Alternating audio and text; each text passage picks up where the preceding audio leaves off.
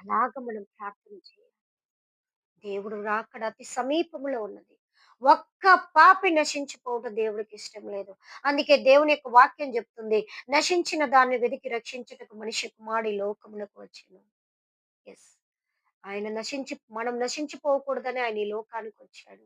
ఇప్పుడు ఆ బాధ్యతను మనకిచ్చాడు. నశించిపోతున్న జనం కొరకు మనం ప్రార్థన చేసినప్పుడు, దేవుడు మన ప్రార్థన తప్పక ఆలకించి మన దేశాన్ని ఆశీర్వదిస్తాడు. ప్రార్థన చేసుకుందాం.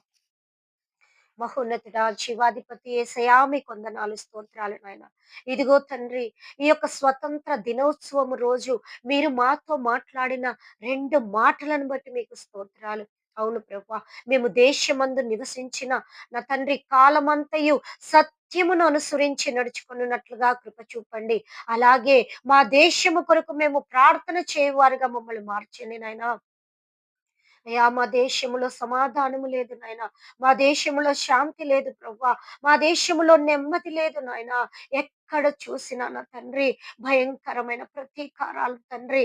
అయ్యా, ఆస్తుల కోసం, అంతస్తుల కోసం తల్లిదండ్రులను నా తండ్రి అక్క చెల్లెలు, అన్న తమ్ములు ఒకరికొకరు హత్యలు చేసుకుంటున్నారు నాయనా.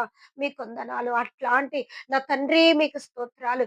పాపాల్ని నా తండ్రి అయ్యా, మా యొక్క ఇండియాలో నుండి మీరు తొలగించి వేయండి తండ్రి. దేవా మీకు స్తోత్రాలు నాయన. అయ్యా, ప్రేమలు, ఆప్యాయతలు, అనురాగాలు మా కుటుంబాల్లో, మా దేశంలో మీరు దయచేయండి తండ్రి. మీకు స్తోత్రాలయ్యా. అయ్యా, ఈ దినమందు నా తండ్రి నైనా మా దేశము కొరకు మేము ప్రార్థిస్తున్నాం తండ్రి. అయ్యా, మా దేశంలో ఉంటున్న రైతుల్ని మీరు జ్ఞాపకం చేసుకోండి అయ్యా. కష్టపడి పని చేసి నైనా విత్తనాలు విత్తిన తండ్రి అయ్యా మీకు వందనాలయ్యా. అయ్యా, ఎదిగిన పంటలు నా తండ్రి నీళ్లకు, వర్షాలకు, తుఫాన్లకు కొట్టుకొని పోయి కొన్ని ప్రాంతాల్లో వర్షాలు లేక ఎండిపోయిన తండ్రి అయ్యా, వ్యవసాయదారులు నా తండ్రి తీసుకున్న అప్పులు తీర్చలేక ఆత్మహత్యలు చేసుకుంటున్నారయ్యా. మా దేశము సస్యశ్యామలంగా ఉండాలంటే అయ్యా, మాకు సరైన సమయంలో వర్షాలు దయచేయండి నాయనా.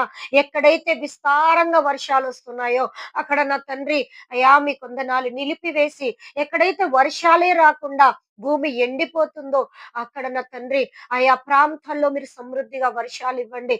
పంటలు సమృద్ధిగా నా తండ్రి పండాలి ప్రభువా. మీకు స్తోత్రాలు.